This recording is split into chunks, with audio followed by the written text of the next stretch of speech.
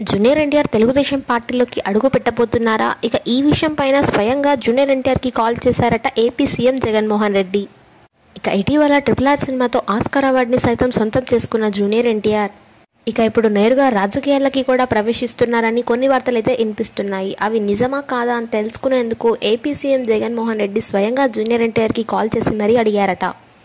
గత కొద్ది రోజులుగా మీరు రాజకీయాల్లోకి వస్తున్నారని అనేక రకాల వార్తలు వినిపిస్తున్నాయి. అవి మరి నిజమా? మీరు ఇప్పుడు టీడీపీ పార్టీలోకి వస్తున్నారా అంటూ నేరుగా జూనియర్ ఎన్టీఆర్ని అడిగేశారట ఏపీ సీఎం జగన్మోహన్ రెడ్డి. అసలు చెప్పాలంటే రాజకీయాల మీద నాకు ఎలాంటి ఆసక్తి లేదు. కానీ ఒకవేళ మా ఇంట్లో వాళ్ళు బాబాయ్ కానీ మామయ్య కానీ నేను రావాలని వారు కోరుకుంటున్నప్పుడు మాత్రం తప్పకుండా నేను ఆలోచిస్తానని చెప్పారట.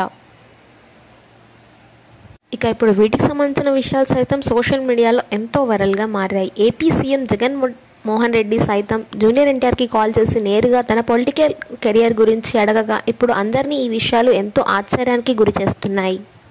ఎందుకంటే వైఎస్ఆర్సీపీ పార్టీకి ఒక ఇన్ఫర్మేషన్ అందిందంట. అదేంటంటే 2024లో జరగబోయే ఎన్నికల్లో జూనియర్ ఎన్టీఆర్ టీడీపీ పార్టీ తరపున ప్రచారానికి వస్తున్నాడని, స్వయంగా నందమూరి బాలకృష్ణ ఈ ప్రచారానికి జూనియర్ ఎన్టీఆర్ని తీసుకురాబోతున్నారని, కుప్పం నుంచి ఆయన ప్రచారం కొనసాగుతుందని కొన్ని వార్తలైతే వినిపిస్తున్నాయి. ఇక ఈ ప్రచారానికి సంబంధించి మిగతా పొలిటికల్ కెరియర్కి సంబంధించిన విషయాలని పూర్తిగా అడిగి తెలుసుకున్నట్టుగా సమాచారం.